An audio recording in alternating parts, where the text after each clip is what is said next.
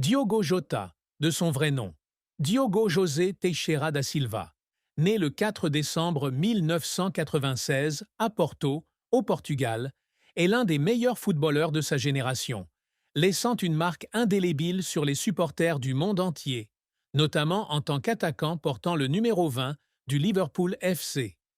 Doté d'un talent naturel, d'un dévouement sans faille et d'un cœur passionné, Jota a conquis les sommets de sa carrière, des petits terrains de football de sa ville natale aux plus prestigieuses arènes d'Europe. Cependant, derrière ce halo lumineux se cache un parcours empreint de profonde tristesse, de défis difficiles et de moments déchirants. Sa vie est une longue histoire, où la joie se mêle à la douleur, où la persévérance et la passion ont façonné une personne extraordinaire. Mais un destin cruel lui a coûté la vie, à lui et à son jeune frère André Silva, dans un tragique accident de voiture le 3 juillet 2025, laissant un vide irréparable dans le cœur de sa famille, de ses coéquipiers et de millions de fans. Malgré sa courte vie, Diogo Jota a laissé derrière lui un héritage impérissable, marqué par ses buts, ses moments sur le terrain et son amour pour sa famille, ses amis et le football. La plus grande tristesse de Diogo Jota ne résidait pas seulement dans ses échecs sur le terrain ou la pression de sa carrière, mais aussi dans son profond sentiment d'impuissance face aux attentes démesurées de ses supporters, de ses coéquipiers et de lui-même. Issu d'une famille de la classe moyenne de Porto, Jota a grandi auprès de ses parents, Joaquim et Isabel Silva, et de ses deux jeunes frères, André Silva et Joana.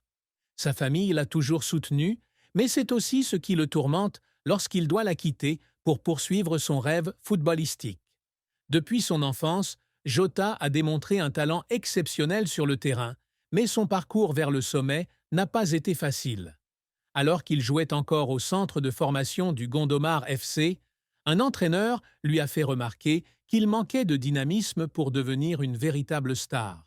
Ses critiques ont été comme un coup de poignard qui a ébranlé la confiance du jeune Jota, le poussant à rester seul dans sa chambre à de nombreuses reprises, à regarder une photo de Cristiano Ronaldo accrochée au mur et à se demander s'il aurait la force de surmonter les défis à venir. Il y avait des nuits où il pleurait en silence, non pas par peur de l'échec, mais par crainte de décevoir sa famille qui avait tant sacrifié pour soutenir son rêve. La pression de sa carrière ne provenait pas seulement des critiques externes, mais aussi de l'intérieur de Jota. Joueur toujours exigeant envers lui-même, il se sent souvent coupable lorsqu'il ne parvient pas à être à la hauteur de ses propres attentes. L'un des moments les plus tristes de sa carrière fut la finale de la Ligue des Champions 2022, où Liverpool s'est incliné face au Real Madrid. Malgré ses meilleures performances, Jota se sentait coupable de ne pas avoir marqué dans les minutes décisives. Après le match, il était assis tranquillement dans le vestiaire, la tête baissée, les larmes aux yeux. Il avait le sentiment d'avoir laissé tomber ses coéquipiers, l'entraîneur Jürgen Klopp et les millions de supporters de Liverpool. Cette tristesse ne résultait pas seulement de l'échec sur le terrain, mais aussi du sentiment de ne pas pouvoir atteindre la perfection à laquelle il avait toujours aspiré. Il a confié un jour, lors d'une interview, qu'il y avait des jours où il avait l'impression de se battre contre lui-même, cherchant toujours à donner le meilleur de lui-même, mais que parfois la pression l'épuisait. Jota a également admis la tristesse d'être loin de sa famille durant ses jeunes années. Lorsqu'il a rejoint les Wolverhampton Wanderers en 2017, il a dû quitter Porto, où il avait vécu toute sa vie avec ses parents et ses frères et sœurs. Pour quelqu'un qui a toujours placé sa famille au centre de sa vie, vivre loin de ses proches était un véritable défi. Il a évoqué les soirées à Wolverhampton où il restait seul dans son appartement, regardant les photos de famille, le cœur serré. Les dîners conviviaux lui manquent, les soirées à regarder le football avec son père et son frère André, et les moments où sa mère cuisinait son plat préféré, le bacalhau. Il y a eu un moment, à Noël 2018, où Jota n'a pas pu retourner à Porto en raison de l'emploi du temps chargé des Wolves.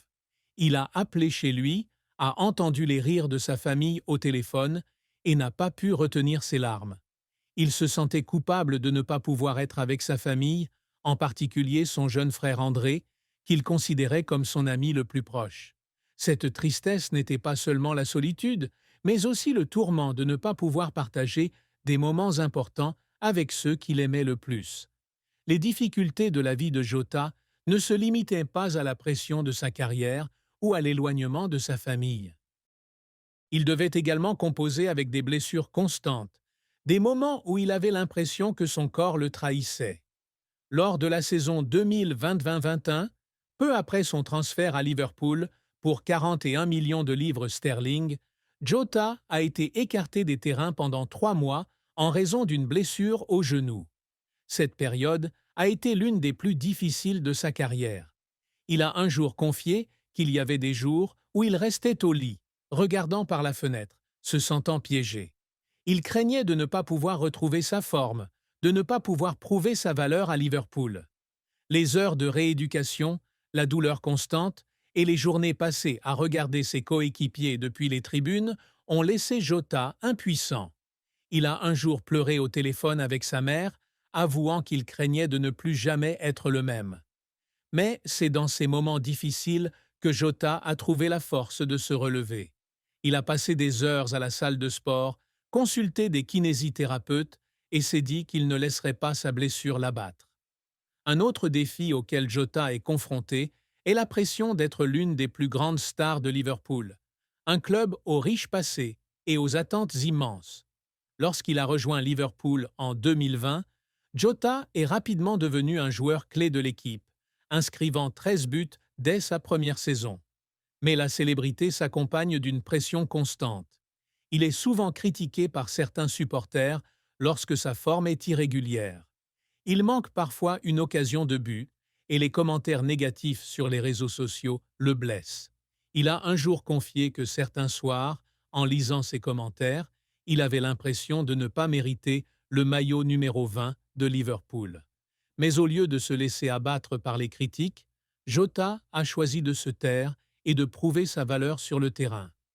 Il a consacré plus de temps à l'entraînement, à analyser les matchs pour identifier ses faiblesses et à collaborer étroitement avec les entraîneurs pour progresser. Cette persévérance a fait de lui l'un des joueurs les plus appréciés d'Anfield. Mais derrière cela se cachent des efforts et des larmes que peu de gens voient. L'une des plus grandes tristesses que Jota avouait est le sentiment d'impuissance de ne pas pouvoir protéger son jeune frère André des difficultés de la vie. André Silva, également footballeur professionnel au FC Penafiel en 2e division portugaise, a toujours considéré Jota comme son modèle et son héros. Jota, l'aîné, s'est toujours senti responsable de veiller sur lui et de le guider. Mais lorsqu'André a connu des difficultés dans sa carrière, incapable d'accéder aux ligues supérieures, Jota a eu le sentiment d'avoir laissé tomber son frère. Il a raconté un jour qu'un jour, alors qu'ils étaient assis dans un café à Porto, André lui avait confié qu'il avait l'impression d'être constamment comparé à Jota et qu'il ne pouvait échapper à l'ombre de son frère. Ces mots ont brisé le cœur de Jota, comme s'il était devenu involontairement un fardeau pour son frère. Il a serré André dans ses bras et a pleuré, promettant qu'il serait toujours là pour lui, quoi qu'il arrive. Cette tristesse ne concernait pas seulement la carrière d'André, mais aussi la profonde relation entre les deux frères, où Jota a toujours voulu protéger son frère bien-aimé. La carrière de Diogo Jota a été un parcours inspirant, au cours duquel il a surmonté d'innombrables défis pour atteindre un grand succès. Débutant au Gondomar FC, un petit club de sa ville natale, Jota s'est rapidement fait remarquer par sa vitesse, sa technique et son talent de buteur. Il a rejoint Passos de Ferreira, où il a inscrit 12 buts en 41 matchs, avant de rejoindre l'Atlético Madrid en 2016. Bien qu'il n'ait pas réussi à s'imposer comme titulaire régulier à l'Atlético, un prêt au FC Porto l'a aidé à mûrir techniquement et mentalement. En 2017, Jota a rejoint Wolverhampton Wanderers, où il a explosé, inscrivant 44 buts en 131 matchs et contribuant à la montée des Wolves en Premier League. Son talent a attiré l'attention de Liverpool, qui l'a recruté en 2020 pour 41 millions de livres sterling. À Liverpool, Jota est rapidement devenu un élément clé de l'équipe de Jürgen Klopp. Il a marqué dès ses débuts contre Arsenal et, lors de la saison 2020-21, il a inscrit 13 buts malgré des blessures. La saison 2023-24 a été l'apogée de sa carrière, avec 15 buts et une victoire en Premier League pour Liverpool, son premier trophée avec le club. Il a également joué un rôle clé dans la victoire en FA Cup en 2022 et en Coupe de la Ligue en 2022 et 2024. Sur la scène internationale, Jota a été une figure clé du Portugal, remportant la Ligue des Nations de l'UEFA en 1919 et 2025, avec 14 buts en 49 apparitions. Ces succès témoignent non seulement du talent de Jota, mais aussi de son engagement indéfectible, faisant toujours passer l'équipe avant lui-même. Cependant, la carrière de Jota n'a pas été sans heurts. Outre sa défaite en finale de la